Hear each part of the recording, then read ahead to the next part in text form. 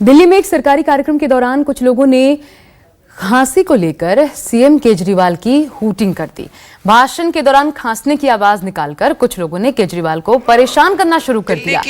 झलाए केजरीवाल ने लोगों से शांत रहने की अपील की। मामला शांत कराने के लिए नितिन गडकरी और हर्षवर्धन को हस्तक्षेप करना पड़ा। दरअसल आपको बता दें कि यमुना की सफाई पर केजरीवाल के भाषण शुरू करते ही कुछ लोगों ने खांसने की आवाज निकालकर एक अजीबोगरीब स्थिति पैदा कर दी। उनका एक तरीके से मजाक बनाना शुरू कर दिया था, जिसके बाद स्थिति को संभालने के लिए खुद जरा शांत रहिए प्लीज।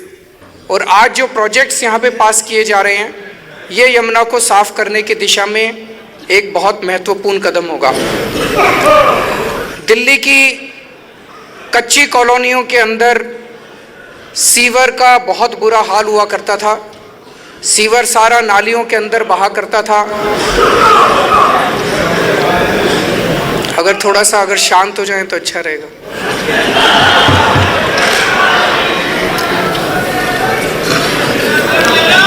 आप शुरू करिए। जरा शांत रहिए प्लीज। सरकारी कार्यक्रम है, शांत रहिए, सुनिए पूरा। तो नितिन गडकरी को हस्तक्षेप करना पड़ा, लेकिन कितनी अजीब स्थिति का सामना किया आपने देखा केजरीवाल ने। आपको बता दें कि इस कार्यक्रम के दौरान केजरीवाल ने नितिन गडकरी की तारीफ करके एक नई बहस को भी जन्म दिया।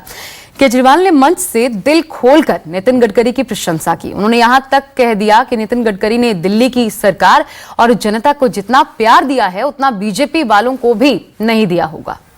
मैं ये कहना चाहता हूं कि नितिन गडकरी जी के साथ पिछले जब से हमारी सरकार बनी है हम लोग काम कर रहे हैं। नितिन गडकरी जी ने आज तक कभी हमें ये महसूस नहीं होने दिया कि वो दूसरी पार्टी, विपक्षी पार्टी से और हम दूसरी पार्टी से हैं।